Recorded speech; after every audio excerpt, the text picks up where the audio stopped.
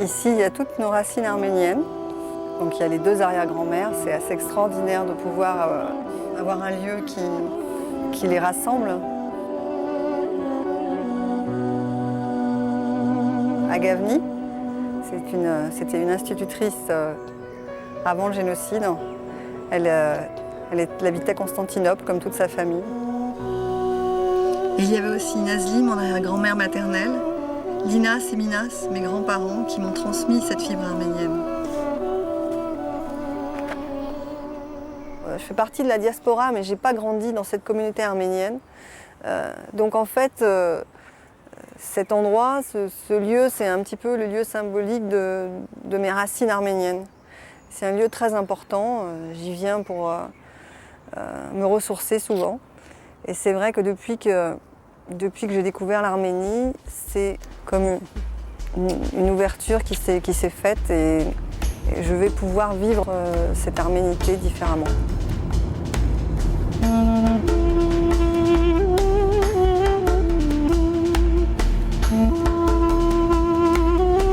En parcourant les chemins d'Arménie et de France, j'ai cherché à comprendre en quoi ce pays fascine et attire aujourd'hui les Arméniens qui vivent hors de ses frontières. Voici l'histoire de ces cousins lointains qui se redécouvrent avec émotion et tentent de construire un avenir ensemble. L'Arménie, c'est actuellement un petit pays d'à peu près 33 000 km² si on inclut la région du Karabakh, sur laquelle vivent 3 300 000 Arméniens à peu près, dont un tiers à peu près dans la capitale Yerevan. Situé donc au sud du Caucase, aux confins de grands États comme la Turquie, comme l'Iran, la Géorgie et l'Azerbaïdjan. On est à 4h30 de vol de Paris, voilà. Au cœur d'une région qui est un petit peu difficile à définir. On ne sait plus si on est encore en Orient, si on est dans le Caucase.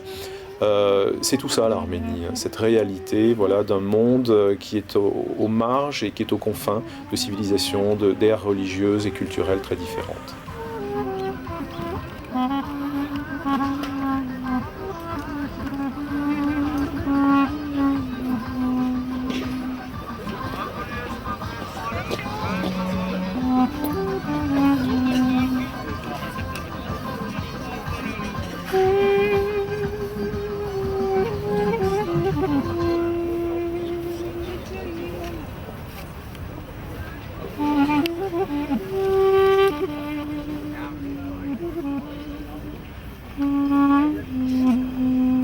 Ce pays n'a cessé de perdre ses territoires, et aujourd'hui la République d'Arménie, c'est 1/10 de cette Arménie historique peuplée par les Arméniens depuis l'Antiquité.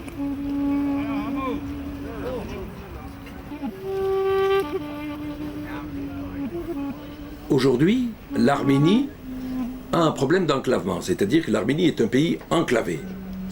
Elle n'a aucun rivage sur la mer. Et il faut savoir que le rivage sur la mer, c'est toujours une ouverture sur le monde. La Géorgie, un grand rivage sur la mer, c'est son ouverture sur le monde. L'Azerbaïdjan, un rivage sur une mer fermée, la Caspienne, ce n'est pas une ouverture suffisante, mais l'Azerbaïdjan a le pétrole, ce qui lui donne une ouverture sur le monde. C'est évident. Eh bien, l'Arménie a sa diaspora comme ouverture sur le monde.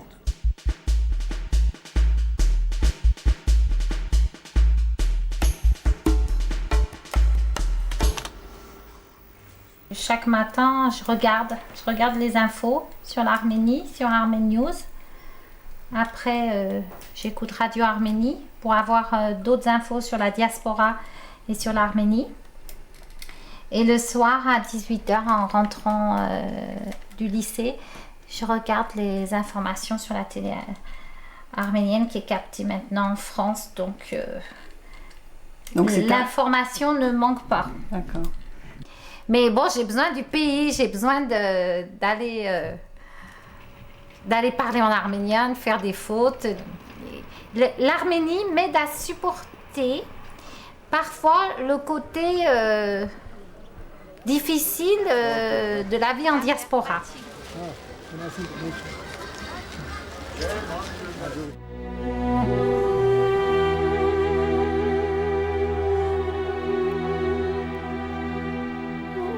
La caractéristique quand même de la diaspora arménienne au lendemain du génocide, les rescapés du génocide à l'époque parlent de Vorpashrar. Ils disent c'est le monde des orphelins. Pourquoi ? Parce que les ordres ont été très nets au moment de l'extermination des Arméniens. Il fallait exterminer tous les adultes et ne laisser en vie que les enfants qui ne pourraient se souvenir de rien.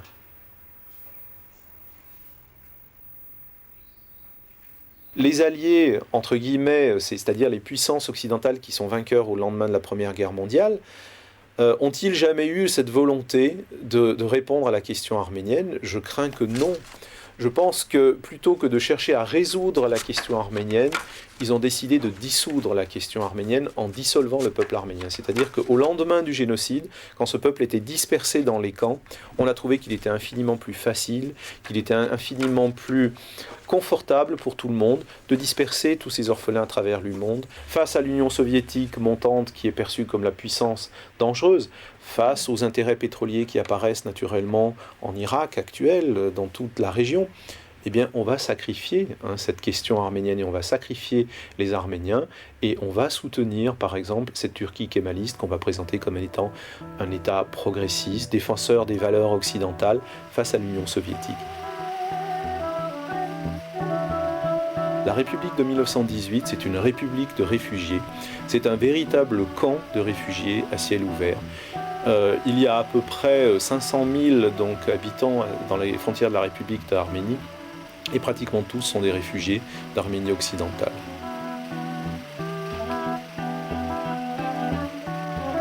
Il n'y a jamais eu de coupure, on va dire, entre l'Arménie, en tant que république socialiste soviétique d'Arménie, et la diaspora. On va dire que les échanges étaient très limités. Et puis chacun est dans ses problèmes. Les Arméniens d'Arménie, eh bien, ils doivent faire face à ce nouveau régime qu'ils doivent digérer, auquel ils doivent s'adapter. Et puis les Arméniens de la diaspora, eux-mêmes, sont pris dans, est-ce qu'on reste ? Est-ce qu'on s'intègre ? Est-ce qu'on doit repartir ? Et la particularité de cette communauté arménienne de France, c'est, je crois, qu'elle s'est prise très tôt en main, qu'elle a su s'organiser et favoriser ainsi l'intégration des Arméniens réfugiés arrivés dans les années, on va dire à partir des années 22-23.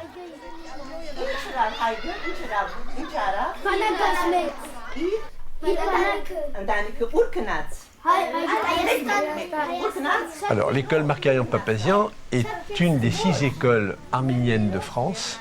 Et la spécificité de notre école, c'est que nous avons 1 heure de cours d'arménien par jour. Tous nos enfants, lorsqu'ils quittent notre école, savent lire et écrire l'arménien.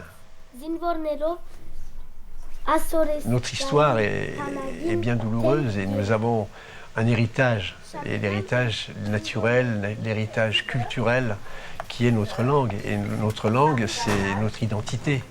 Il faut absolument la sauvegarder, quoi.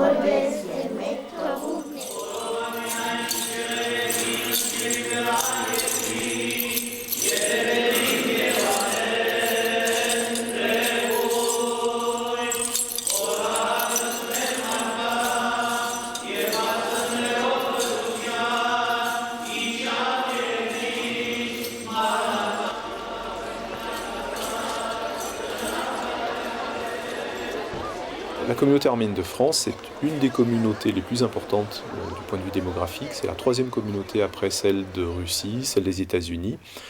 C'est de 350 à 400 000 à peu près individus qui se disent soit d'origine arménienne, soit arménienne France.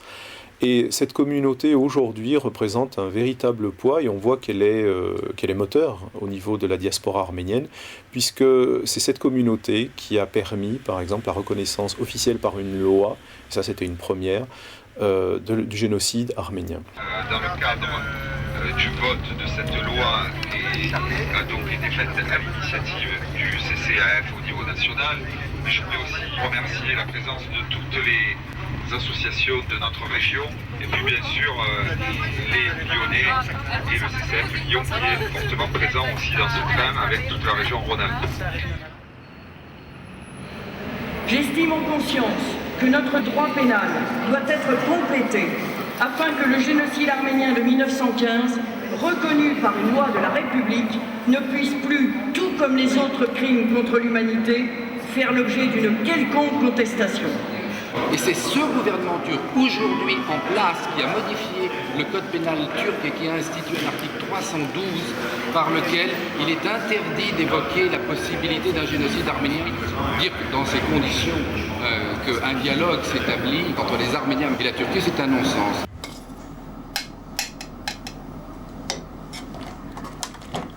Pour maintenir vivante une diaspora, il faut bien des causes qui lui sont propres aussi. On travaillait depuis 1974 sur justement certains aspects de la cause arménienne, et en particulier les aspects de reconnaissance du génocide à l'ONU. Et là, on s'est dit, c'est pas possible de ne pas avoir un journal qui étaye nos thèses, quoi, et notre combat. Voilà.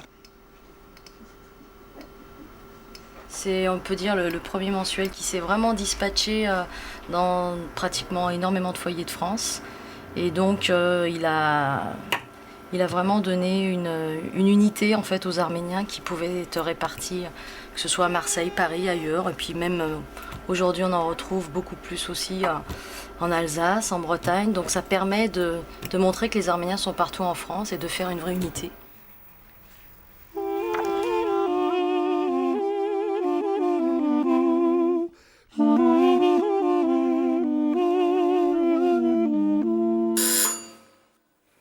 Bonjour les filles.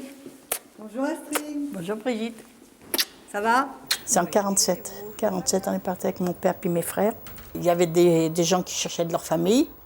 Mon père était dans ce cas-là, on le recherchait. Et puis il fallait reconstruire le pays. Et puis c'était tout prêt, on nous attendait. Bon. Il y avait beaucoup de mensonges, mais enfin. C'est l'appel de Staline. Oui. Le gouvernement arménien, soviétique on va dire, fait appel aux Arméniens de la diaspora naissante, que les Arméniens donc commencent à appeler la dispersion.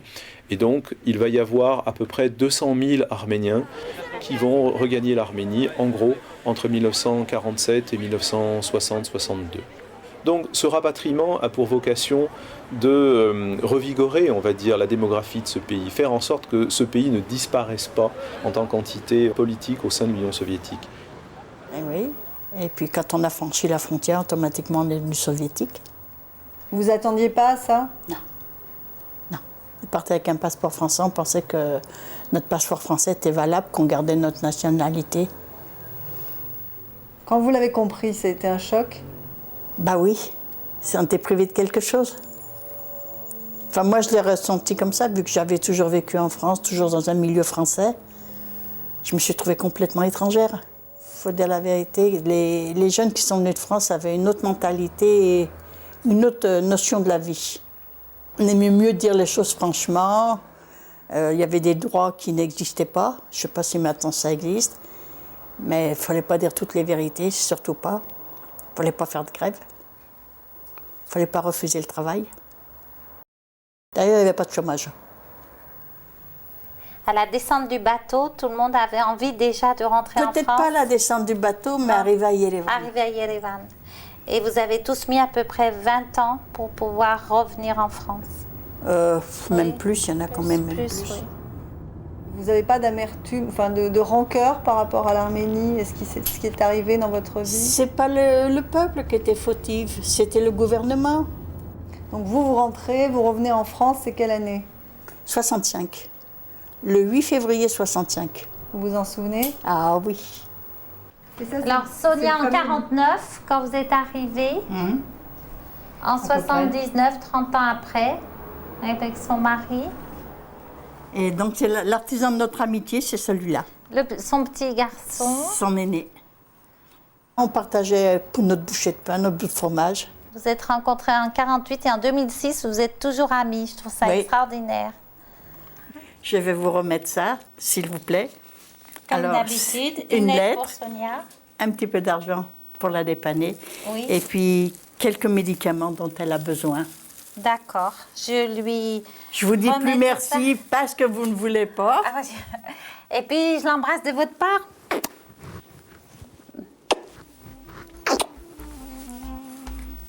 D'accord.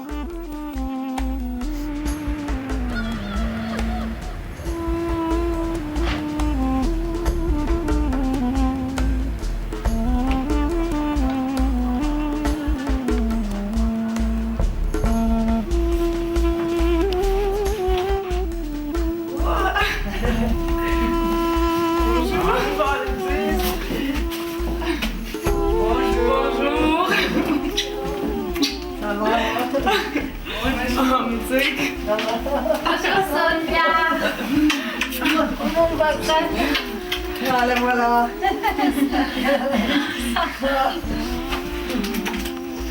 Comment vas-tu? Super bien. Les vieilles, n'est-ce pas? Oh non. Elle est toute froide. C'est l'âge, quoi. C'est l'âge.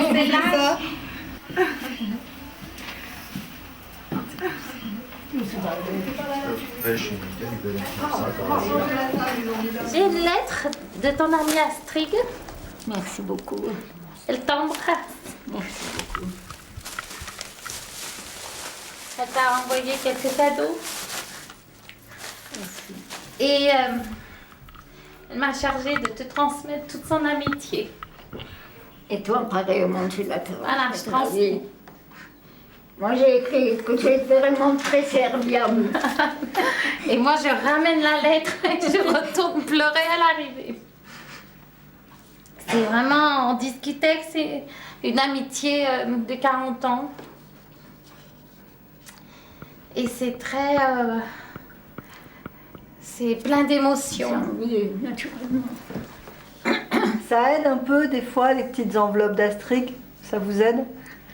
Financièrement, un petit peu? Bon, beaucoup, elle nous aide beaucoup, naturellement.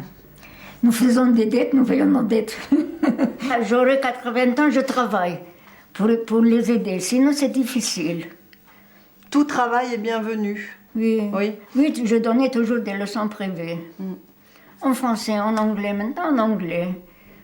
C'est important, par le computer, ils exigent que tu saches l'anglais. L'année 2007 soit à tous une année de joie, santé et bonheur. À vous tous. Que l'Arménie s'en sorte économiquement. Et que les liens d'amitié entre la diaspora et l'Arménie se fortifient. Et pourquoi nous sommes venus? L'appel de Staline. On a beaucoup souffert, Je suis venue d'Égypte, du Caire, oui. Nous sommes repatriés en 1948. Mon mari a dit, nous sommes arméniens, allons en Arménie. Nous vivions très bien là. Nous avions des servantes, des domestiques à la maison, oui. Et moi j'avais une gouvernesse quand j'étais petite.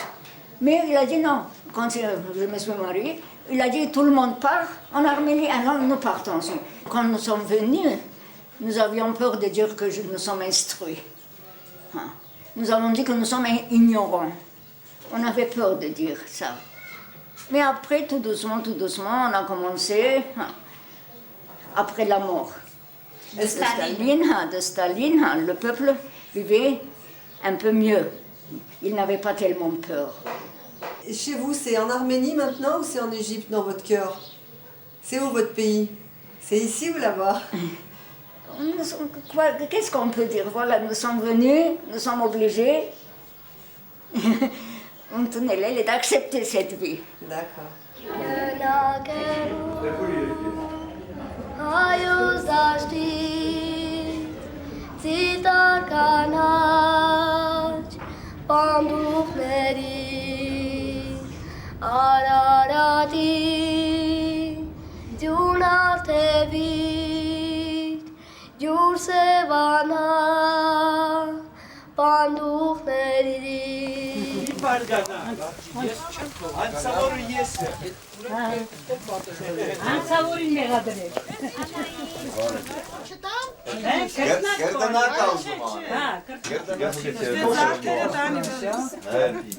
vas les aider?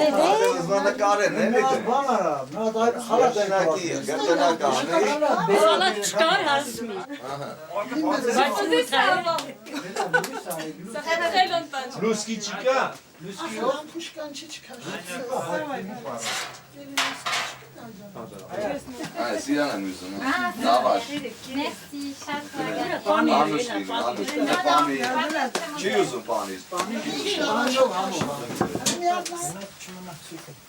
On va rigoler. L'âne, il dit comme ça. En arrivant, il va se prendre l'âne, elle va tout mettre dehors. C'est ça, tu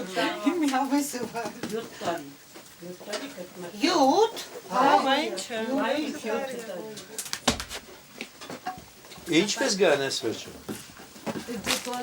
Անանուրա ասել մի հատ նկարեր էլի ես տանեմ հա Alors, ça n'a rien à voir.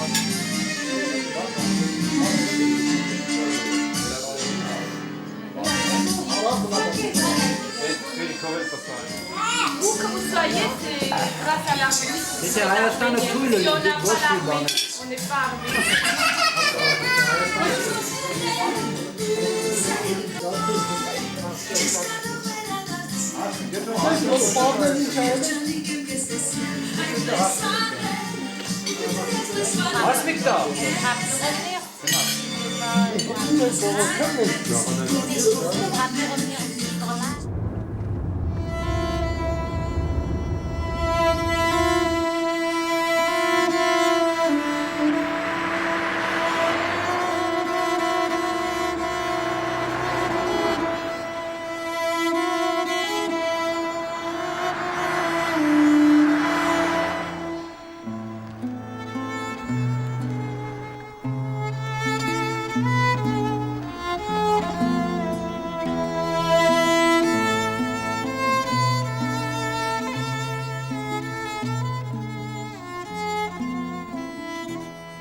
Aujourd'hui, c'est un jour triste à Gyumri, c'est le 7 décembre. On sait qu'on a eu un terrible tremblement de terre qui a apporté 20 000 des habitants de la région de Chirac. Surtout, la ville a été détruite, presque 99%. Et on sait qu'on a eu beaucoup de victimes, beaucoup de morts. C'est un peu notre... Comment vous dire? C'est notre devoir de faire revivre cette ville. C'est un lieu de renaissance ici. C'est un lieu de renaissance.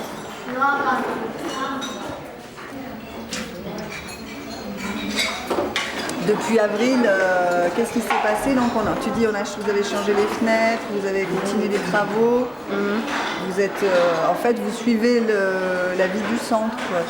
On suit la vie du centre et c'est le deuxième programme qu'on réalise dans cet orphelinat. Et cette fois-ci, on a refait tous les toits de 2 bâtiments. Il y a 2 bâtiments dans cet orphelinat, les toits et les fenêtres. On va continuer, c'est pas fini encore. Il y a plein de choses à faire, plein de choses à faire. On espère qu'on va continuer. On aime bien ces petits qui sont un peu, c'est leur monde, c'est leur maison. Combien ils sont? En ce moment, ils sont 80. Parce qu'il y a les enfants qui ont personne et il y a les enfants qui ont de la famille, mais c'est surtout les problèmes sociaux, qu'ils ne peuvent pas les garder à la maison, ils ne peuvent pas les nourrir, ils ne peuvent pas les habiller, ils ne peuvent pas envoyer à l'école. Et c'est pour ça qu'ils se retrouvent ici, les petits. Triste certitude, le froid et l'absence, cet odieux silence, blanche solitude, tu ne viendras pas ce soir, les cœurs non désespoir, mais tomber la neige, impossible. Heures que vous passez, les efforts que vous faites ont un impact énorme.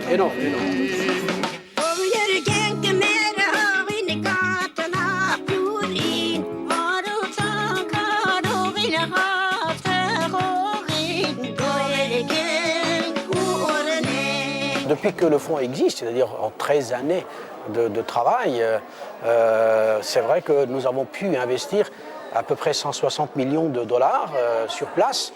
Et on a réalisé plus de 300 projets, des routes, l'électricité, de l'eau, des maisons, des hôpitaux, des écoles, etc. Mais il y a d'autres manières d'agir également. Il y a des gens qui créent des entreprises, qui investissent économiquement. Le tourisme qui a pris une ampleur très rapide ces 3 dernières années en particulier et qui va maintenant, je pense, partir sur son élan. Ça fait du bien pour les gens qui sont sur le terrain de savoir qu'ils ne sont pas seuls, que d'autres à 5 000 à 10 000 km de là pensent à eux et participent à leur effort de vie, à leur effort de redéveloppement. Les relations entre l'Arménie et la diaspora, effectivement, sont en train de s'organiser. Ce n'est pas encore un phénomène complètement établi, parvenu à maturité, pour une raison très simple, c'est que l'indépendance est un phénomène tout nouveau. Ça fait à peine 15 ans et les deux parties ne se connaissaient pas vraiment. L'Arménie et la diaspora, il y avait une petite minorité qui avait voyagé et encore qui n'avait vu qu'un petit bout de la réalité. La plupart du temps, c'était des rêves. Les Arméniens de la diaspora pensaient que l'Arménie était un paradis et les Arméniens d'Arménie pensaient que les Arméniens de la diaspora nageaient dans l'or.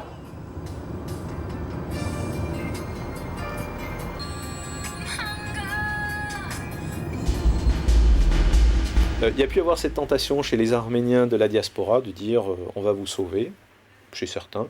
Mais il y a eu aussi chez les Arméniens d'Arménie, ils sont meilleurs que nous, ils ont vécu d'autres choses, ils ont vécu mieux, ils ont appris plus que nous, ils ont appris différemment et eux vont nous sauver. Avant de réaliser que pour faire vivre un pays, il faut des moyens qui sont autrement plus importants que ceux qui servent à faire vivre une communauté. Là-bas, il s'agit de faire vivre 3,5 millions de gens au quotidien, c'est-à-dire assurer l'approvisionnement énergétique, l'approvisionnement alimentaire du pays, assurer sa défense, assurer les communications. Et tout ça, ça a un coût énorme qu'une diaspora ne peut pas assumer. Si puissante soit-elle, si riche soit-elle, c'est absolument ça, de l'ordre de l'impossible. Le niveau de vie est bas, non seulement pour les catégories traditionnelles, entre guillemets, c'est-à-dire les retraités ou les chômeurs, mais aussi pour les gens qui travaillent. Il y a l'abondance dans les magasins, les rues sont pleines de supermarchés, sont pleines de petits étals où l'on vend tout, mais où malheureusement, qui sont réservés, on va dire, pas une minorité, mais à une frange de la population quand même assez limitée. Ces Arméniens découvrent quand même que même si ils ne vont pas se sauver mutuellement, en tout cas ils vont se sauver ensemble.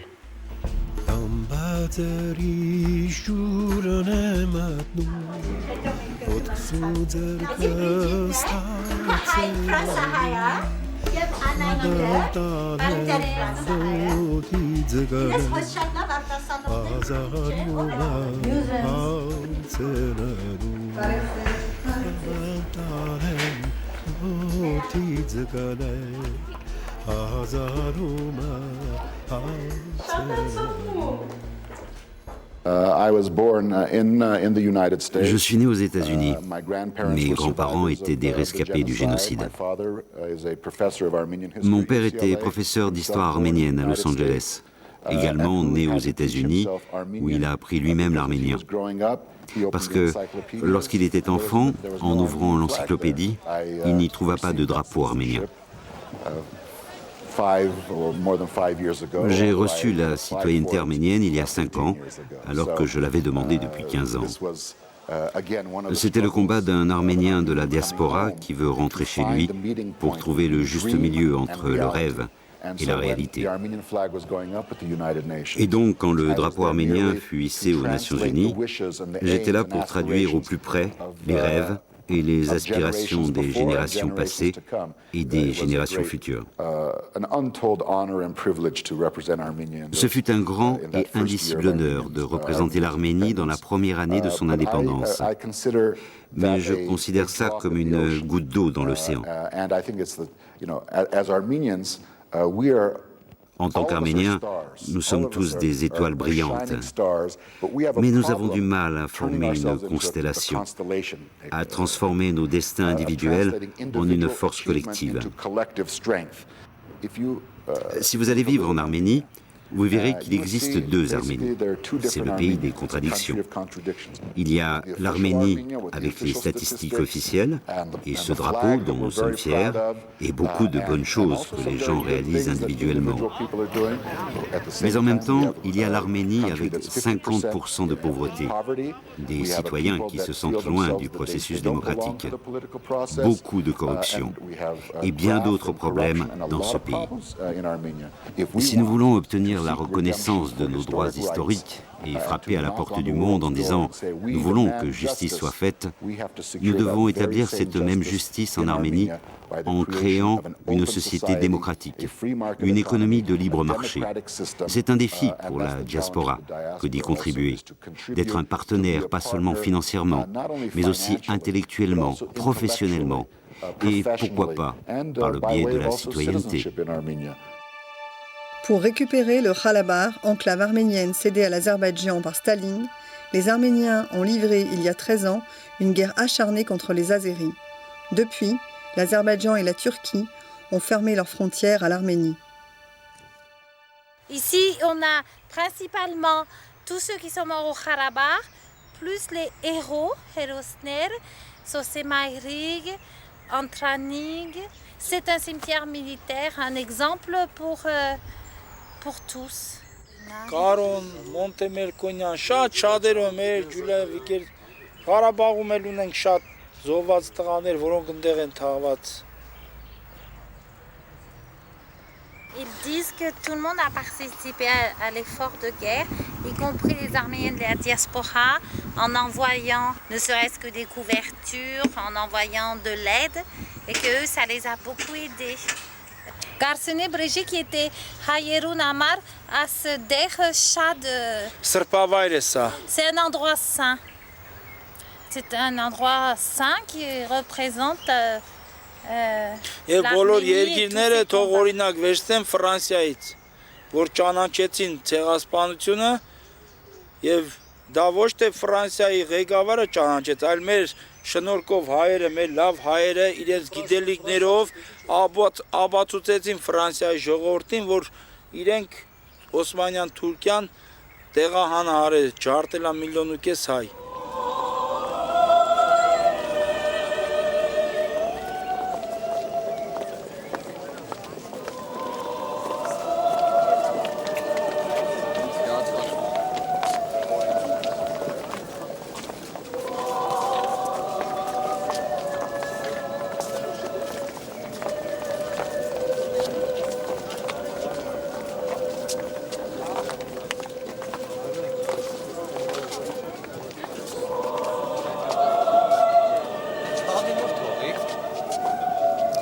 Le 24 avril est un jour de deuil national en Arménie.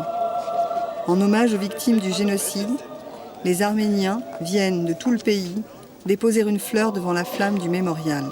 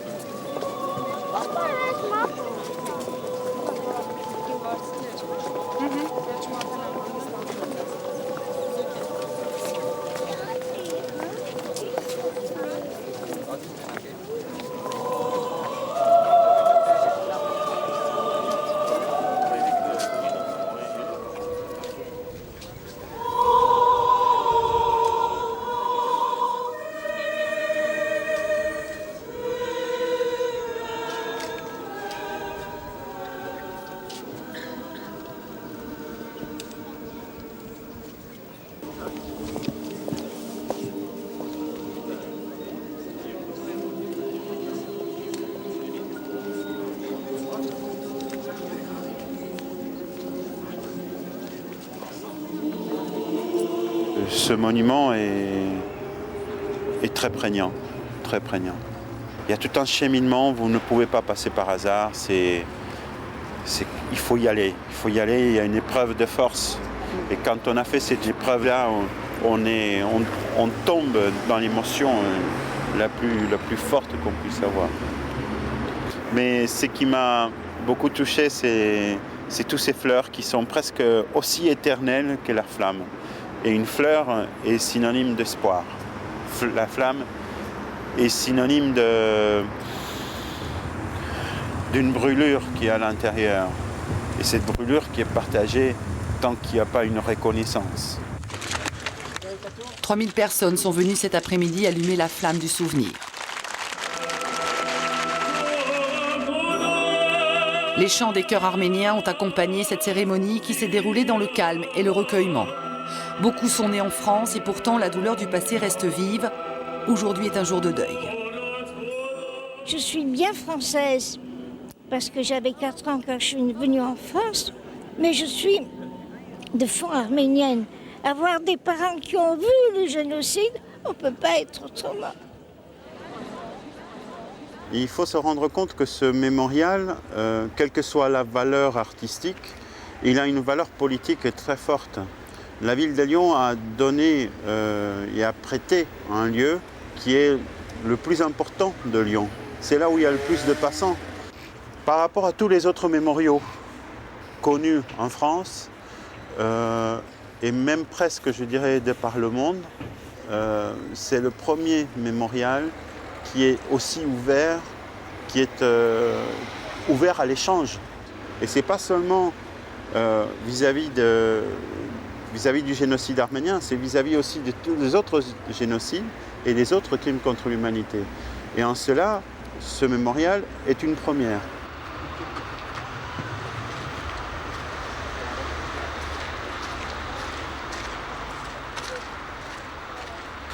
Je viens d'un autre pays, l'Argentine. Je vis maintenant à la France, donc je choisis ce pays. Et quand je suis allé en Arménie, les 3-4 premiers jours, je l'ai vu d'un œil d'architecte, d'un œil très scrutateur, qui ne pardonnait rien à rien. Et par la suite, je me suis laissé imprégner du lieu, m'imprégner des gens. Et à partir de là, il y a un phénomène comme quand on tombe amoureux de quelqu'un. Et je crois que j'ai tombé effectivement amoureux de ces gens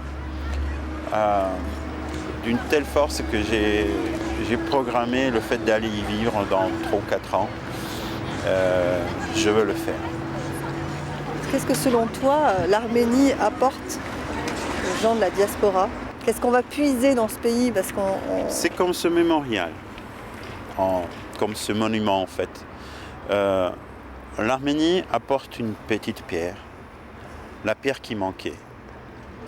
Et je crois que dans l'autre sens, ces Arméniens de diaspora apportent cette petite pierre, peut-être qui manque aussi à l'Arménie. On doit rester critique tout en restant conciliant du fait que ce pays se construit. Il est en train de faire ses gammes pour exister. Et donc, il faut les laisser composer. C'est que le temps qui permet de, par la suite, faire la musique.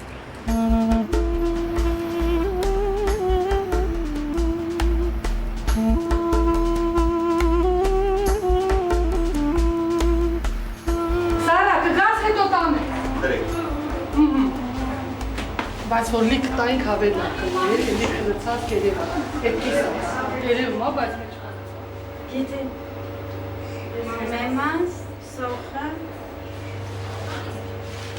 Mənə çalış tapdik, այդ մեծ արել է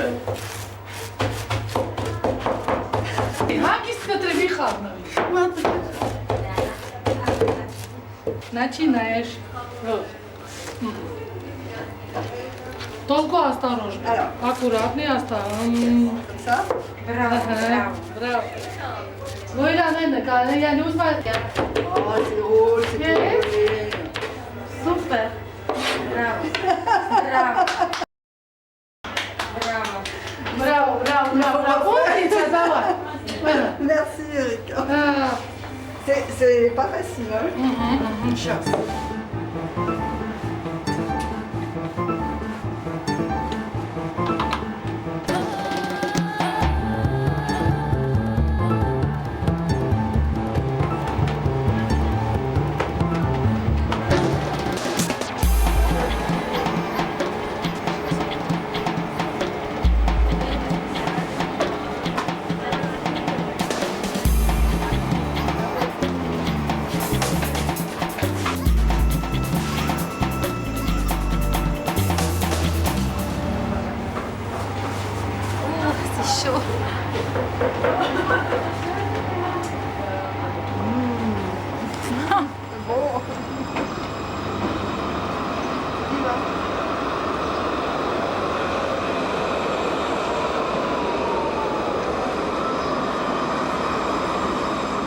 Cette galette de pain vient directement des plateaux d'Arménie, où la dernière fois que j'y suis allé, je suis tombé fou amoureux de cette recette qui est utilisée journalièrement là-bas. C'est leur quotidien, c'est leur pain.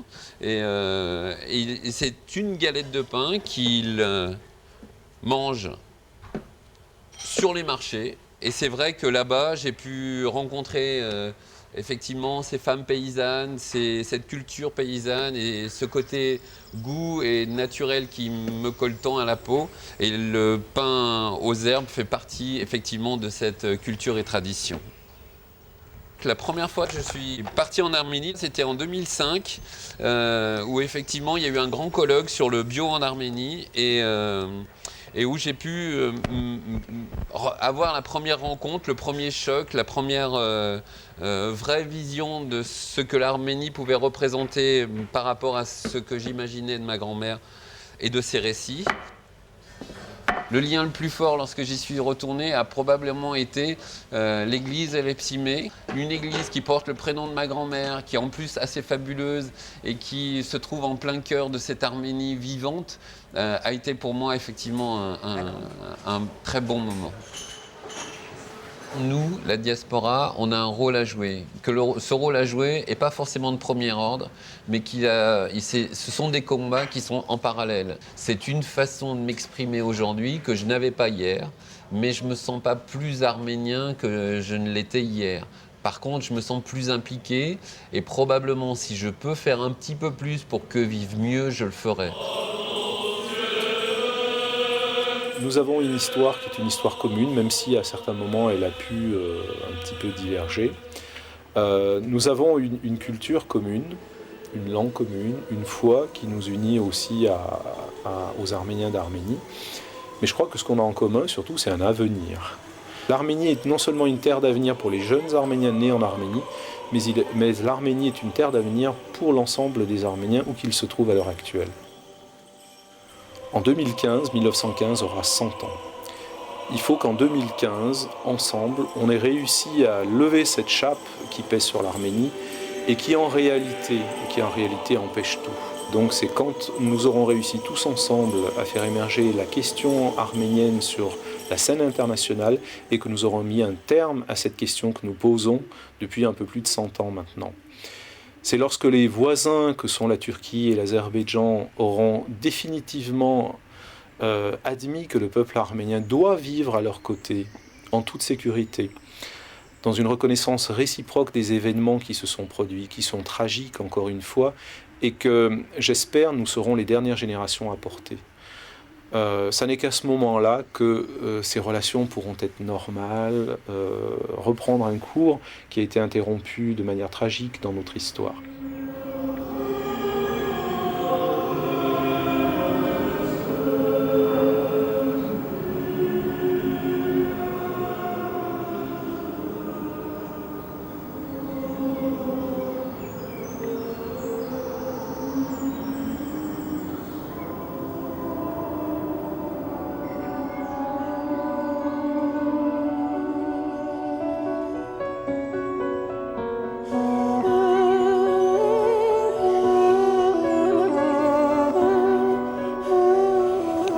Aux enfants qui ont perdu leur mère, à toutes ces cruautés. Et on se dit que La méchanceté humaine n'a pas de limite puisque toujours on réalise que d'autres génocides, d'autres guerres sont en train de se perpétrer actuellement et c'est terrible de voir que le passé n'a pas servi à améliorer le présent des gens.